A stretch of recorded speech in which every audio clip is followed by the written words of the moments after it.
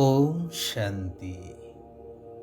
सद्ज्ञान द्वारा सद्बुद्धि प्राप्त करिबा वाला निराकार सत् पिता परमात्मांकर सत् ज्ञान को जीवन रे धारण करुथिबा बुद्धिमान आत्मा मानंकु संगम जुगर शुभ बेलारे शुभ अभिनंदन, शुभेच्छा, सुप्रभात, सुस्वागतम।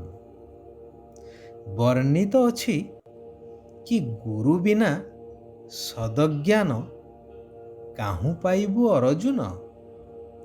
यह तो संपूर्ण सत्य। कौनसी भी विद्या आदि प्रदान करुथिबा व्यक्ति को शिक्षक बा गुरुंकर आख्या दिया जाइछि। वर्तमान समाज रे अनेक गुरु भिन्न भिन्न शिक्षा प्रदान करुछन्ति, किंतु जहा कुहा जाइछि अर्जुनंकु कि सद्ज्ञानर कथा ताहा केवल सद्गुरु ही देई पारिबे, जद्वारा मुक्ति आउ जीवन मुक्ति प्राप्त होइथाए। एही सद्ज्ञान अन्य कौनसी देहधारी गुरु गोसेई साधु संत केही भी देई पारिबे नाही।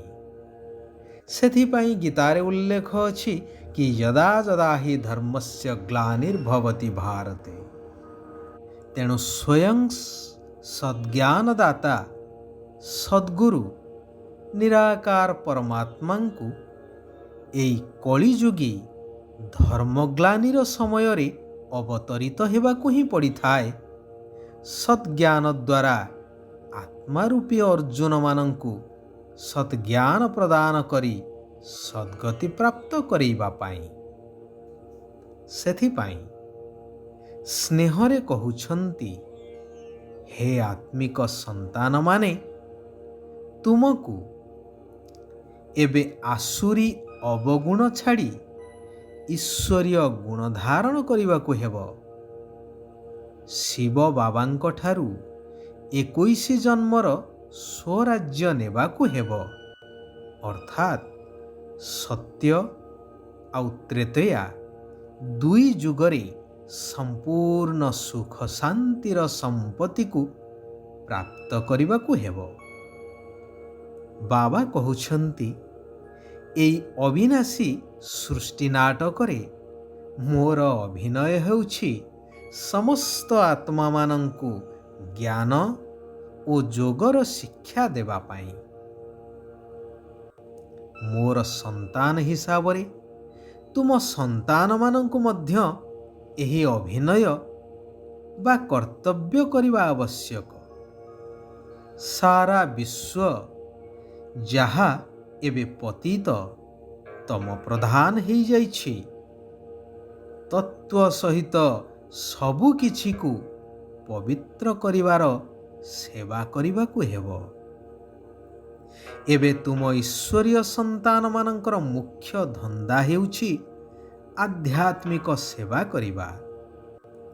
केही केही संतान एभली सेवाधारी सेवा प्रति एते समर्पित जे समय अनुसारे शरीर छाड़िला परे मध्य पुनः जन्म नेई छोट अवस्थारू सेवारे लागि जाउछन्ति, जेहेतु सेही संस्कार साथी रे नहीं जाइथान्ति।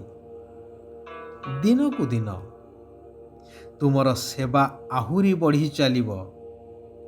शेषरे समस्तंक मुखरू बाहरिबो, प्रकृतरे एबे भगवान आसी जाइछन्ति, अर्थात तुम संतान मानंक द्वारा विश्व पितांकर प्रत्यक्षता ही जीवो। जेतेबेले सर्वधर्मर मुख्य माने विश्व नेतृवृंद एहाकु मध्य बुझी जिवे। आपण मानंक स्मरण पाई पुनः स्मृति देउछि कि महामहिम राष्ट्रपति श्रीमती द्रौपदी मुर्मू जेतेबेले पुत्र शोकरे अभिभूत होई ମାନସିକ ସ୍ତରରେ ସମ୍ପୂର୍ଣ୍ଣ ଭାଙ୍ଗି ପଡ଼ିଥିଲେ ଏବଂ ଆଧ୍ୟାତ୍ମିକତାର ସାହାରା ଖୋଜୁଥିଲେ, ସେତେବେଳେ ପ୍ରଜାପିତା ବ୍ରହ୍ମାକୁମାରୀ ଈଶ୍ୱରୀୟ ବିଶ୍ୱବିଦ୍ୟାଳୟ ତାଙ୍କୁ ଆଧ୍ୟାତ୍ମିକ ଜ୍ଞାନ ଓ ରାଜଯୋଗର ଶିକ୍ଷା ଦେଇ ଜୀବନର ବାସ୍ତବିକତାକୁ ଉପଲବ୍ଧି କରାଇ ମାନସିକ ସ୍ତରରେ ସମ୍ପୂର୍ଣ୍ଣ ଦୃଢ଼ କରାଇଥିଲେ। ଯେଉଁ ଜ୍ଞାନକୁ ସେ ଆଜି ପର୍ଯ୍ୟନ୍ତ ନିଜ ଜୀବନରେ ଧାରଣ କରି ଈଶ୍ୱରୀୟ ମର୍ଯ୍ୟାଦାକୁ ପାଳନ କରି ସେହି ଅନୁସାରେ ନିଜର ଶାନ୍ତ ସରଳ ନିଷ୍କପଟ ଜୀବନକୁ ଜନସେବାରେ ଉତ୍ସର୍ଗୀକୃତ କରିଦେଇଛନ୍ତି। ଭଗବାନ କହୁଛନ୍ତି, ଅମୃତ ବେଳା ବା ବ୍ରାହ୍ମ ମୁହୂର୍ତ୍ତରେ ଉଠି ନିରାକାର ପିତାଙ୍କୁ ସ୍ନେହର ସହିତ ମନେ ପକାଇ ଆତ୍ମ ଅଭିମାନୀ ହେବାର ପରିଶ୍ରମ କରିବାକୁ ହେବ। କାରଣ ଏବେ ଆମ ସମସ୍ତ ଆତ୍ମାମାନଙ୍କୁ ଏ ଶରୀରଠାରୁ ଅଲଗା ହୋଇ ଆତ୍ମିକ ଘର ପରମଧାମକୁ ଯିବାକୁ ହିଁ ହେବ। ଯୋଗ ବଳ ଦ୍ୱାରା ବିକର୍ମ ରୂପୀ କଳଙ୍କିକୁ ଛଡ଼େଇବାକୁ ହେବ। ସେଥିପାଇଁ ଘର ଗୃହସ୍ଥରେ ରହି ପଦ୍ମ ଫୁଲ ସମାନ ପବିତ୍ର ହେବାର ପୁରୁଷାର୍ଥ କରିବା ଦରକାର। ଯେପରି ଡାକ୍ତର ରୋଗୀର ନାଡ଼ି ଦେଖି ଔଷଧ ଦେଇଥାନ୍ତି, ସେହିପରି ତୁମ ସନ୍ତାନମାନଙ୍କୁ ପାତ୍ର ଦେଖି ଜ୍ଞାନ ଦାନ କରିବା ଆବଶ୍ୟକ। ଅପାତ୍ରରେ ଦାନ କରିବା ଅନୁଚିତ। ଶିବ ବାବା କହୁଛନ୍ତି, ଶିକ୍ଷକ ହେବା ସହିତ ଦୟାଶୀଳ ଭାବନା ଦ୍ୱାରା କ୍ଷମାଭାବ ଆଚରଣ କରୁଥିବା ମାଷ୍ଟର ଦୟାର ସାଗର ହୁଅ। ତେବେ ସମସ୍ତଙ୍କଠାରୁ ଆଶୀର୍ବାଦ ପ୍ରାପ୍ତ ହୋଇଯିବ। ନିଜର ଦୟାଶୀଳ ଭାବନା ଦ୍ୱାରା ଅନ୍ୟକୁ କ୍ଷମା କରିଦିଅ। ଯେଉଁ କ୍ଷମା ପ୍ରାପ୍ତ କରିଥିବା ବ୍ୟକ୍ତିଙ୍କ ପାଇଁ ଶିକ୍ଷା ପାଲଟିଯିବ। ଏବେଠାରୁ ଆଶୀର୍ବାଦର ସଂସ୍କାର ଏପରି ପକ୍କା ହେଇଯାଉ, ଯାହାକି ତୁମର ସତ୍ୟଯୁଗୀ ଦେବୀ ଦେବତା ରୂପର ଜଡ଼ ମୂର୍ତ୍ତି ବା ଜଡ଼ ଚିତ୍ରଠାରୁ ଭକ୍ତି ମାର୍ଗରେ ଭକ୍ତମାନେ ଆଶୀର୍ବାଦ ନେବା ପାଇଁ ଆତୁର ହେବେ, ଆଶାୟୀ ହେଇ ରହିବେ।